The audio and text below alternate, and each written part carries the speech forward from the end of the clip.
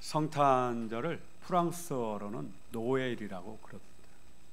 찬송가 123장 저들밖에 한밤중에 후렴구에 노엘 노엘 노엘, 그 노엘이 성탄절이라는 뜻이에요.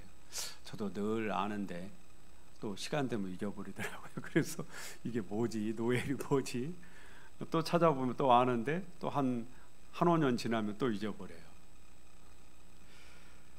성탄의 기쁨이 여러분 모두에게 충만하시기를 축원합니다.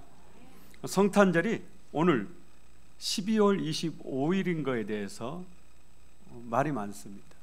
유튜브 같은 데 들어가서 보면은 이단들이 아주 신랄하게 성탄절에 대해서 비난하면서 성탄절을 지키지 말아야 된다 이렇게 얘기를 하죠.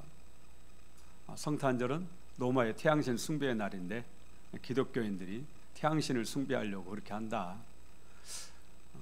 모르고 말하면 무식한 것이고 알고도 말한다면 나쁜 사람들이고 그런 겁니다. 초대교회 성도들이 성탄절을 지켰다라는 기록은 없습니다. 기록이 없다라는 것이 안 지켰다라는 것은 아니죠. 기록이 없어요. 성탄절을 지킨 기록은 300년, 서기 300년 이후 돼서야 나타나기 시작합니다. 초대교회 성도들은 예수님 부활하신 날 주일을 예배를 드림으로 그들의 신앙을 지키고 또 그 주일을 지킴으로 인해서 주님 앞에 모여서 성도가 하나가 되는 그런 은혜를 나눴습니다. 그렇기 때문에 주일은 그 무엇보다도 정말 소중한, 그 어떤 절기보다도 주일이 소중해요. 초대교회 성도들이 추수감사절 지켰다라는 말 없어요. 부활절 지켰다라는 말도 없습니다. 그들은 주일만 지킴으로써도 충분히 그들의 신앙을 지켜낼 수가 있었어요. 예루살렘에서 출발한 기독교가 로마까지 전파됩니다. 우리 기독교는 로마에서 정말 극심한 핍박을 받았습니다. 수많은 사람들이 순교를 했습니다. 그런데 불과 300년이 채 안 되어서 기독교가 로마를 신앙으로, 믿음으로 점령을 하게 됩니다. 우리 대한민국이 불과 100여 년 조금 넘는 기간에 교회가 폭발적으로 성장해서 오늘에 이르는 것처럼 당시 로마도 그랬습니다. 교부인 터툴리안이 순교자의 피는 교회의 씨앗이 되고 교회는 순교자의 피를 먹고 자란다 그랬습니다. 우리도 정말 희한한 것은 정말 시골의 오지의 산골에 있는 교회인데도 순교자가 있는 교회는 진짜 든든해요. 여러분 혹시 알고 있는 교회, 순교자가 있는 교회 한번 봐보세요. 순교자가 있는 교회는 신앙생활을 정말 잘합니다. 극심한 핍박 속에서도 복음은 죽지 않고 오히려 꽃을 피웠어요.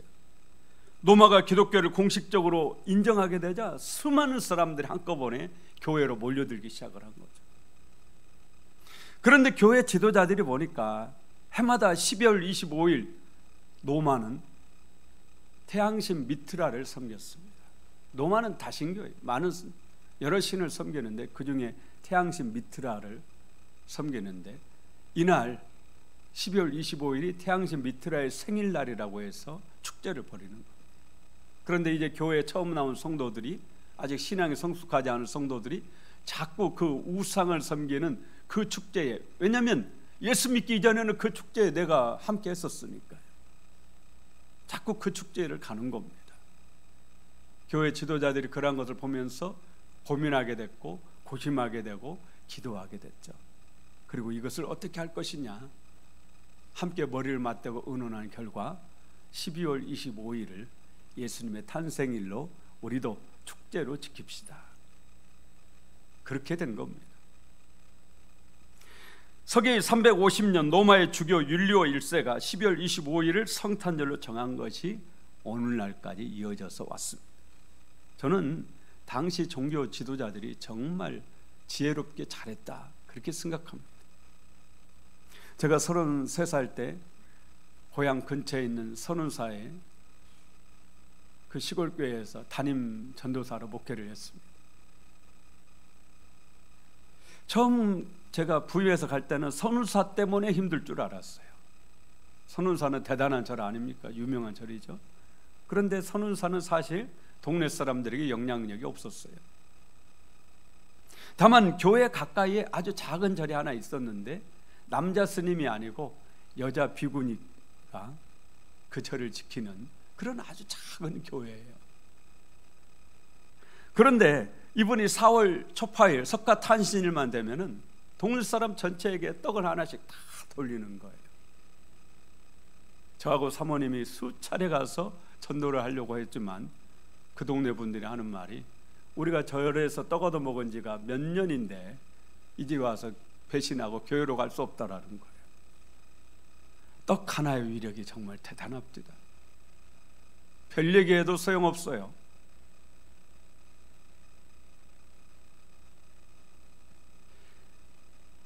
그러니 당시 로마의 태양신 축제가 이제 갓 예수 믿기 시작한 성도들에게 얼마나 큰 유혹이고 시험거리였을지 저는 충분히 이해가 됩니다.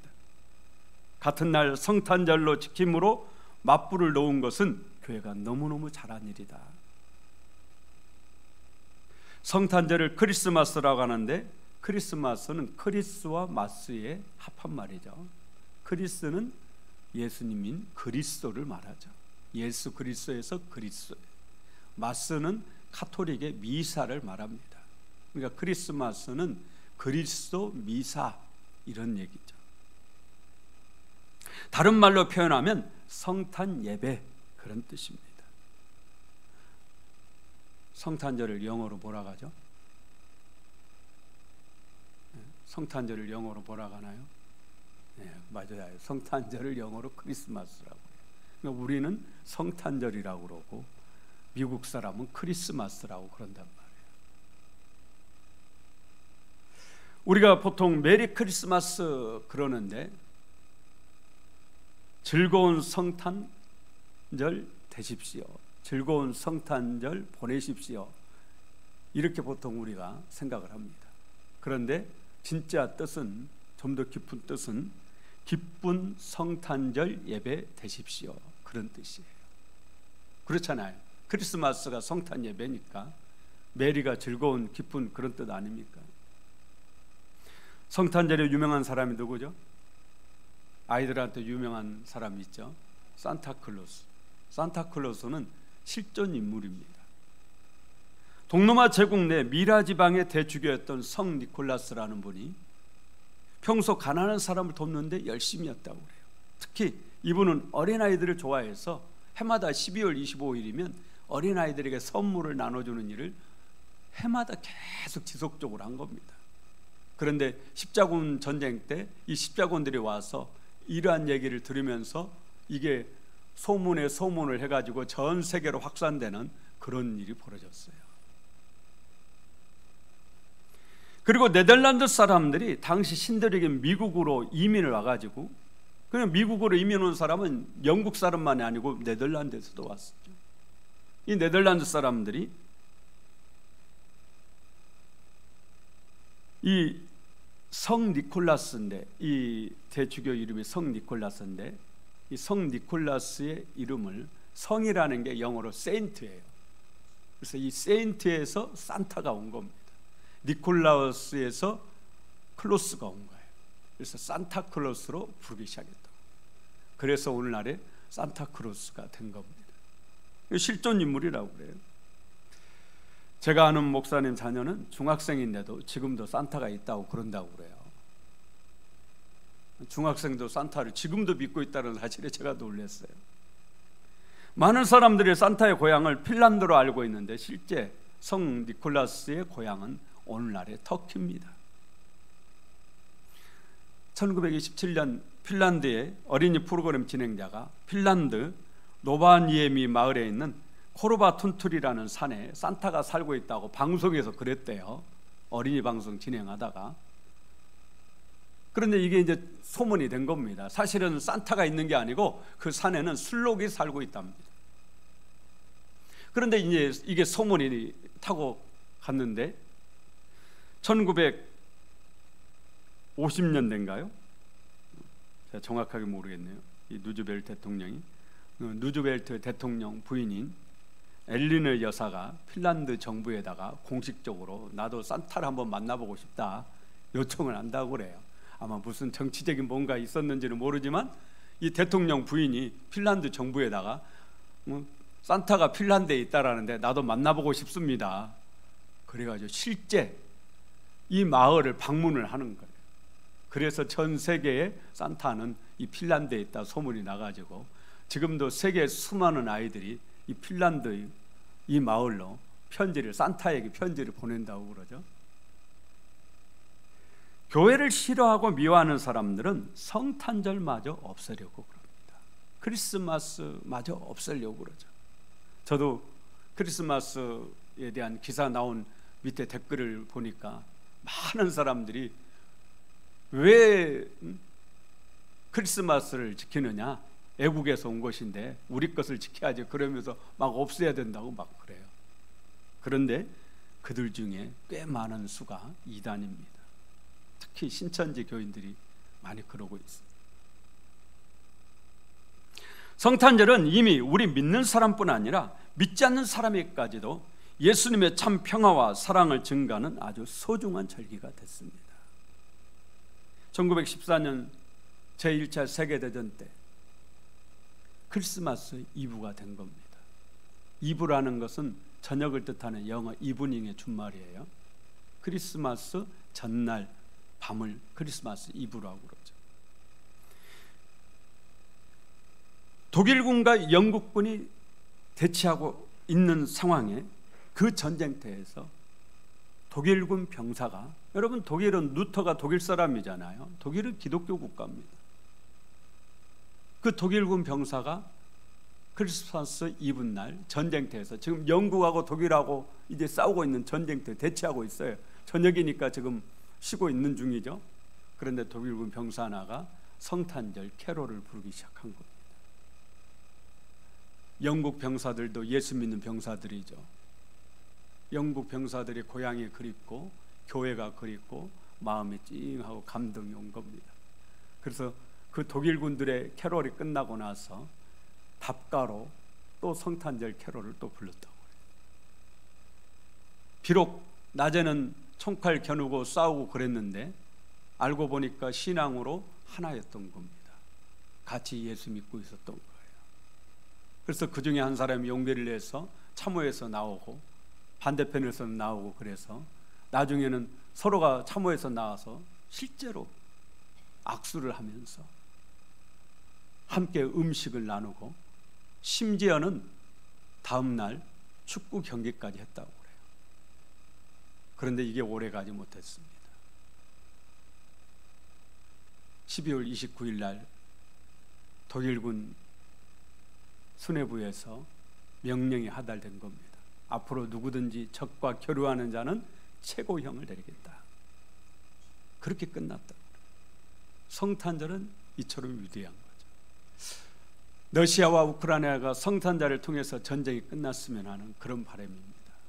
평화를 가져다주는 평화의 왕으로 오신 주님이 전쟁터에 있는 러시아에도, 우리 대한민국에도 평화를 가져다 주시기를, 북한 땅에도 이 평화의 소식이 들려지기를 간절히 바라는 마음입니다. 그런데 오늘날 이처럼 수많은 사람에게 참 평화와 사랑을 가져다 준 성탄절이 있기까지 많은 분들의 순종과 헌신이 있었습니다. 그 중에 특히 요셉과 마리아의 헌신은 말로 다 할 수 없죠. 정말 귀하고 값지다고 할 수 있습니다. 성경학자들은 마리아가 아기 예수를 잉태했을 때 나이가 불과 한 16살 정도 됐을 거다, 그렇게 말합니다. 16살이면 정말 어린 나이 아닙니까? 중학교 3학년 정도 되는 진짜 어린 나이죠. 그런데도 불구하고 마리아의 믿음은 결코 어리지 않았다라는 겁니다. 천사가 찾아와서 보라, 네가 잉태하여 아들을 낳으리니 그 이름을 예수라 하였을 때 마리아는 죽을 각오를 가지고 주의 계집종이 오니 말씀하신 대로 나에게 이루어지기 바랍니다, 그렇게 순종했습니다. 이때 마리아는 아직 남자를 알지 못하는 처녀의 몸이었어요. 비록 요셉과 정혼한 사이였지만 아직 잠자리를 가져본 적이 없습니다. 16 어린 처녀가 요셉이 아닌 다른 방법으로 아이를 갖게 되는 거죠. 만약에 이 일이 잘못되면은 돌팔매질을 당해 죽든지 불에 타서 죽든지 아주 비참하게 죽임을 당하는 거죠. 충분히 그럴 수 있습니다. 우리가 최근에 창세기 38장 유다에 대한 말씀을 읽었어요. 유다의 며느리 다말이 시아버지를 유혹해서 시아버지와 관계를 갖습니다. 그리고 임신을 했죠. 3개월이 지나서 발각이 나옵니다. 그때 시아버지 유다가 뭐라고 하느냐? 당장 끌어내어 불사르라 그럽니다. 산채로 불에 태워서 죽였습니다. 지금도 이슬람권에서는, 아랍권에서는 아주 무섭습니다. 부정한 여인에 대한 처벌이 아주 가혹하고 무서워요. 마리아는 이 모든 사실을 다 알고 있습니다. 그런데도 불구하고 하나님이 자신의 몸을 사용하겠다고 하셨을 때 주의 계집종이오니 말씀하신 대로 하시길 바랍니다. 순종한 겁니다. 쉬운 순종 아니죠. 목숨을 건 순종입니다. 어렵고 힘든 순종이기 때문에 그만큼 값지고 귀한 것이죠. 요셉도 그렇습니다. 마리아와 정혼하고 오늘이나 내일이나 하면서 마리아와 함께할 첫날 밤만 기다리며 살았지 않았겠어요? 그런데 어느 날 갑자기 정혼녀인 마리아가 배가 불러오고 소문이 나기 시작하는 거죠. 딴 남자아이를 가졌다라는 거예요. 얼마나 속에서 천불이 났겠어요. 하지만 요셉은 점잖았습니다. 마음을 가라앉히고 생각해 보니 가만히 파혼하는 것이 좋겠다라는 그런 결론을 내렸어요. 그때 천사가 꿈에 찾아와서 이 모든 일이 하나님이 하신 일임을 알려주는 겁니다. 요셉이 어떻게 합니까? 순종합니다. 24절에 요셉이 잠에서 깨어 일어나 주의 사자의 분부대로 행하여 그의 아내를 데려왔으나 아들을 낳기까지 동침하지 아니하더니 낳음의 이름을 예수라 하니라. 요셉은 임신한 마리아를 자기 집으로 데려온 후 적어도 7개월 이상 부부관계를 갖지 않습니다. 성경에는 하나님 요셉에게 너 잠자리 함께 하면 안 된다 이런 말 한 적이 없잖아요.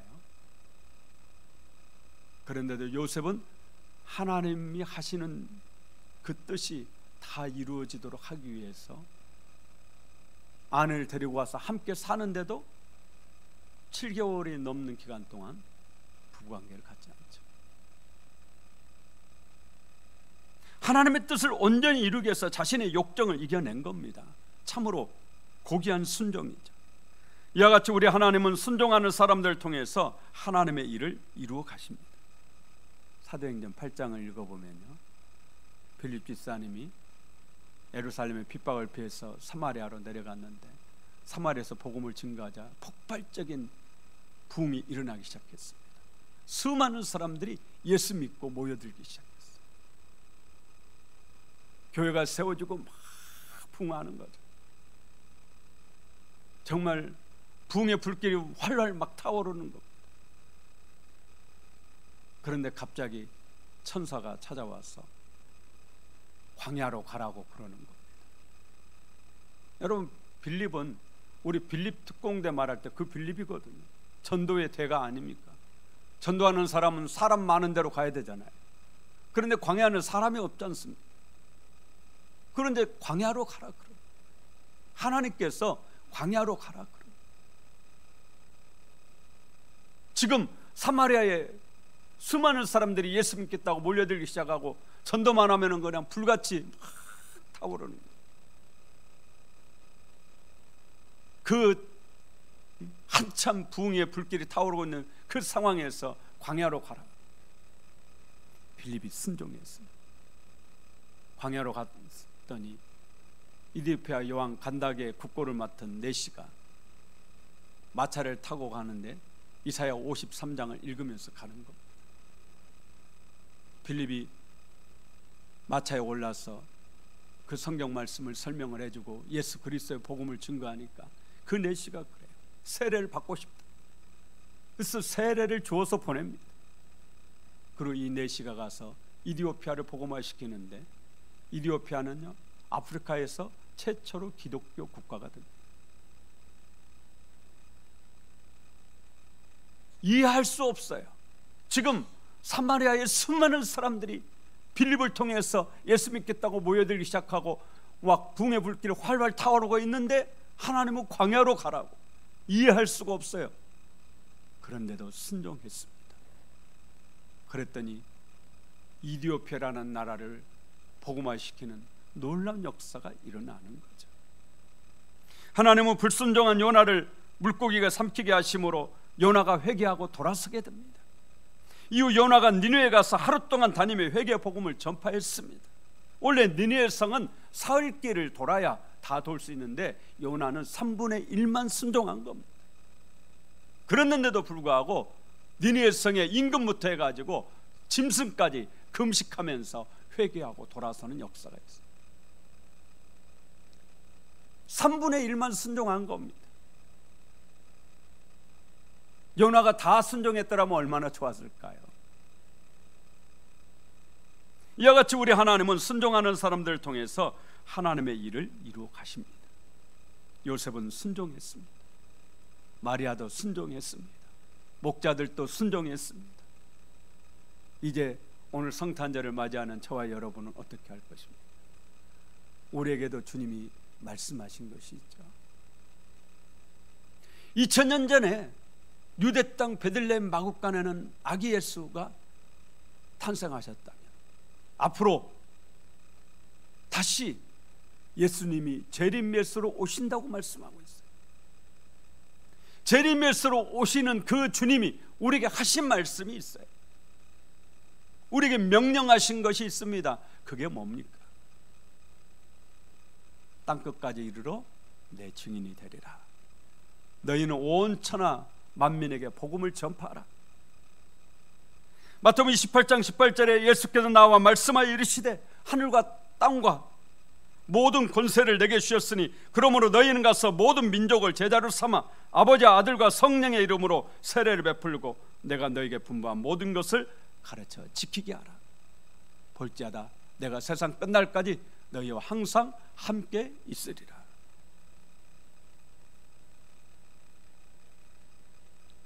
마태복음 10장 23절에 이 동네에서 너희를 박해하거든 저 동네로 피하라. 내가 진실로 너희에게 이르노니 이스라엘의 모든 동네를 다 다니지 못하여 인자가 오리라.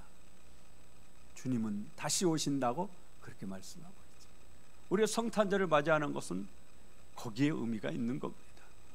2000년 전에 이 땅에 오신 그 주님을 우리가 생각하는 것도 있지만 우리에게 정말 더 소중한 것은 다시 오실 주님을 우리가 마음에 품는 거죠. 오늘 성탄 예배를 드리는 여러분 마음속에 예수님을 기다리는 재림신앙이 있기를 예수 이름으로 축원합니다. 이 시간 우리 함께 기도합시다.